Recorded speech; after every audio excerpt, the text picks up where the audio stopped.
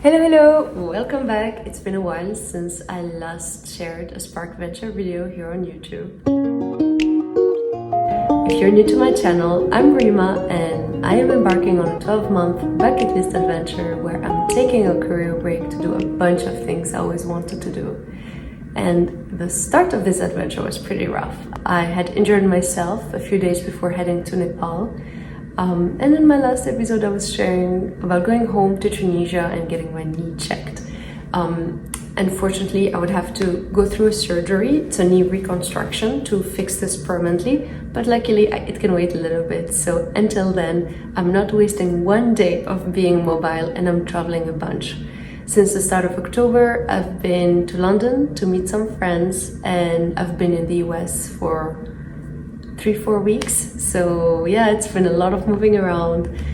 We got to do a road trip in California, went to New York for the weekend, and most of my time I'm here in Philly. It's been hectic but so fun to say the least, and soon I'll be going to Argentina, which I'm super excited about.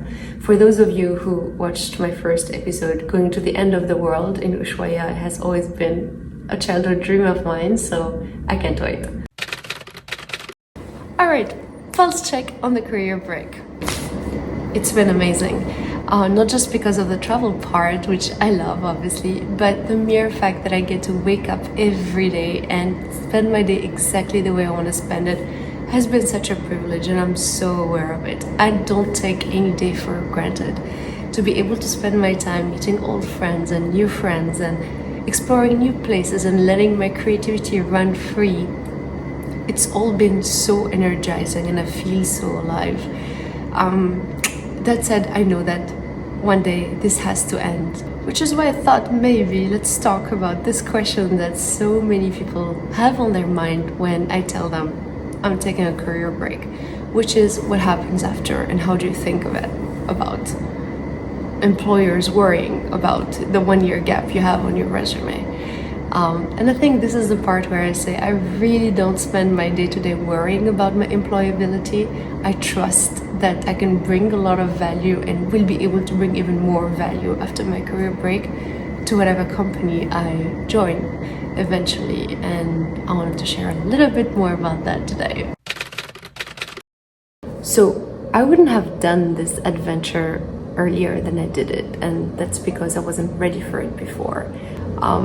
If I look back at right after my first job 2 to 3 years ago, I don't think I had the confidence that I have today about my abilities as a professional, and I definitely didn't have the convictions that I have today about what I need to do to be a better version of myself.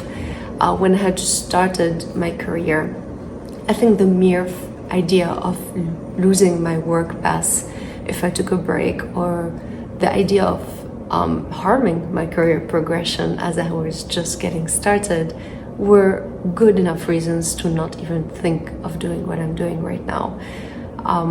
I think they're super valid reasons, and if those are your reasons, yeah, I will never discredit them. I think throughout life we have different priorities, and right now for me, I know that my need to evolve as a person and challenge myself in certain ways supersedes my need for stability, comfort, or career progression, which is why I built up the confidence to do what I'm doing. And I think that in itself is a very big factor here. Alright, so what gave me the confidence to do it? I think that there are definitely pragmatic considerations and factors involved, like, saving or clearing up my bond in Singapore so I was debt-free, as well as securing working rights in the UK as a backup plan.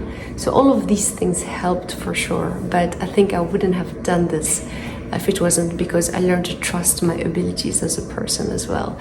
And I owe a lot of that readiness to my last workplace. I think being in an empowering, healthy environment really helped me see sides of myself that I really liked.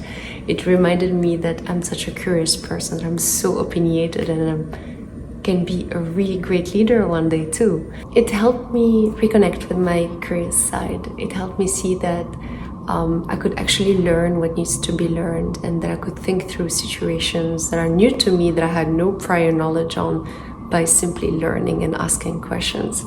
I also realized in that process that it's not so scary to do new things. So that's one thing. The other thing is I learned to ask more questions and be loud.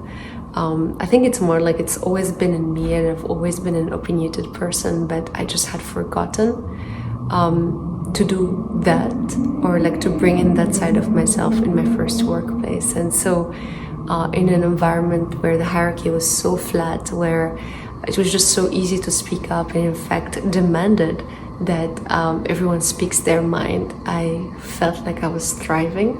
It helped me speak up and see myself as someone who is brave enough to stand by what I think and just voice my disagreement when I think that we're headed in the wrong direction as a group. And most importantly, I think that it reminded me that there's a leader in me, that I am deeply invested in the people around me, and that I can play an important part in helping them be their best selves at work. Also, the way I saw myself driving projects, I felt that the way and the confidence I was bringing into those projects could also be replicated in me doing the same in my own company one day. And that, I think, contributed to me being more comfortable owning life-impacting decisions like the career break, for example.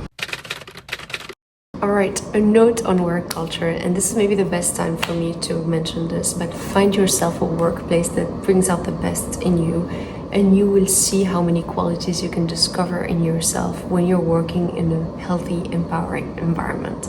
A few days ago, actually, I had shared on Instagram a reflection about how I saw my fire die in my first workplace, and then I saw it come back to life in my second workplace.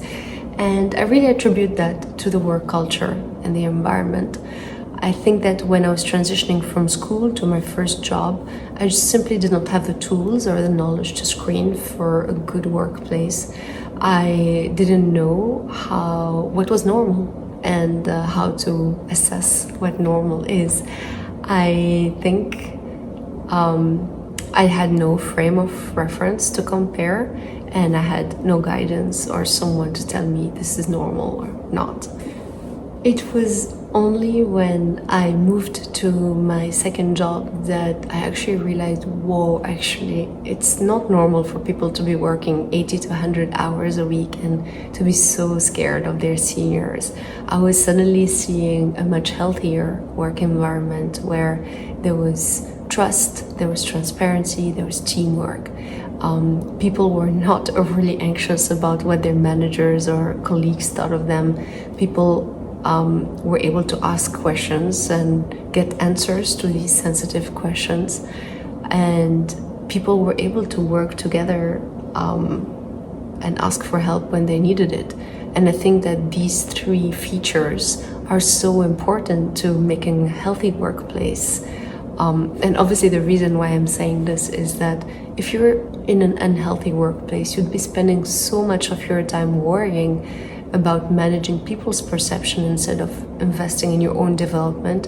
And I think that slows down how you develop your own confidence in yourself as a professional.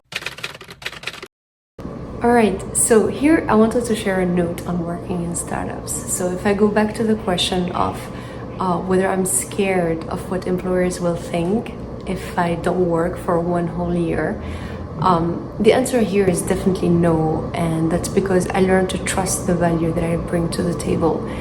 I think that if you're a young professional like me, I hope you don't think that you need 10, 15, 20 years of work experience in order to be able to add value wherever you go. I think that you'd just be manifesting whatever you think of yourself. If you think that you're not ready for it, chances are you will not be ready for it if it comes your way. And for me, working at a startup has been one place where I learned to just let go of that mindset. And this has a lot to do with the way startups operate. When I started working in a startup, I learned to trust that if I can just put my head down, learn what I need to learn, and use my common sense to think through any new problems that come my way, then I'll figure it out eventually. And I actually shared a reflection a few days ago on Instagram on why I think working in a startup can really make you a stronger professional. And I gave 5 reasons for that. First, you get to do a lot more than your title allows you to do in a more traditional corporate setting. And that leads to you being a lot more independent, taking on more responsibilities and shaping things around you in a startup. You learn to be so much more resourceful at a startup. There's just so much to build in there, and you often have to do it understaffed with limited funding, and that calls for creativity.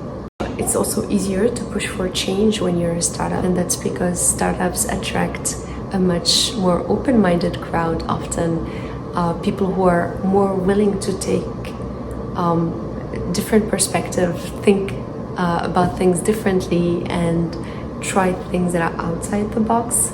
Also, it's fun to be part of a startup or to be part of something new.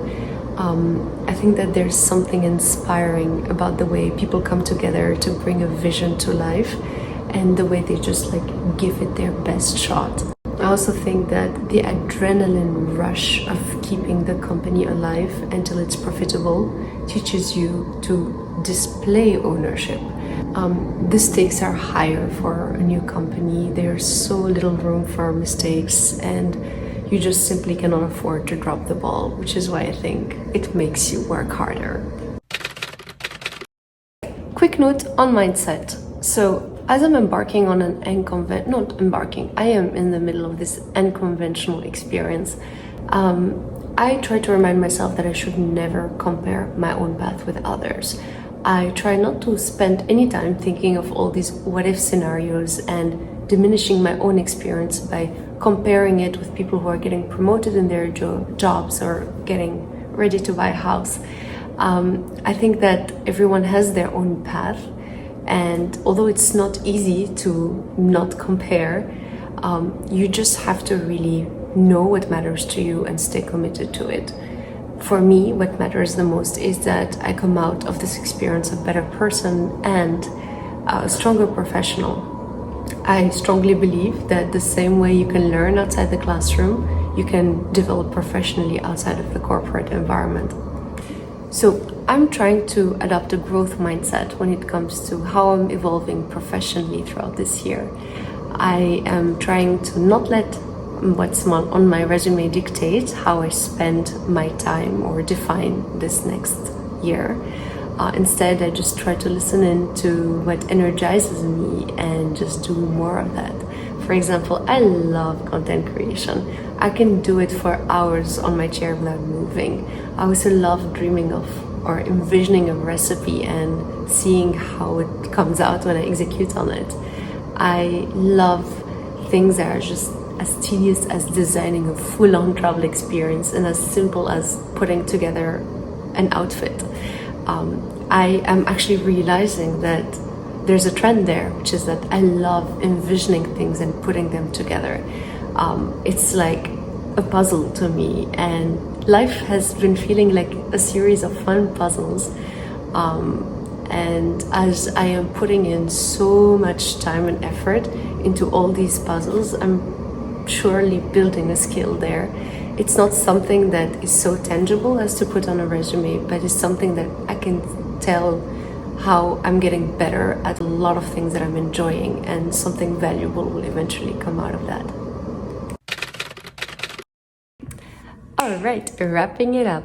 I hope that this video has been helpful to you as I try to explain why I think taking a career break can be an opportunity to become a better professional overall. I think that it boils down to trusting my ability and knowing that I'm going to evolve a lot during the next 12 months. If you're a young professional and you're thinking of a career break yourself, I hope that there've been like bits and pieces that are useful to you in this video, like putting yourself in an environment where you can thrive, challenging yourself to more responsibilities to test out your confidence and build it up, and to also think through what is it that you would spend your career break doing. So all of these I think are very important as you think through the matter. And if you're an employer, I hope that this video can help you also think through what kind of talent you want to hire, because it's easy to hire people based on their resume and them fitting a certain profile, but I really think that it's people who put in the effort and the hard work to figure out why they're doing what they're doing and come in with passion. I think those are the people who will end up working the hardest for you. So yeah, something to think about. And otherwise, yeah, I'm super excited about Argentina. It's coming up soon. I am going to be going to Buenos Aires, El Calafate, and Ushuaia. If you have any recommendations, please share. If you've been to Argentina, I'm so down to check out all your food places, activities, sightseeing, all of it. I'm traveling super flexibly. So yeah, I'll keep you posted on how it goes, and ciao ciao for now.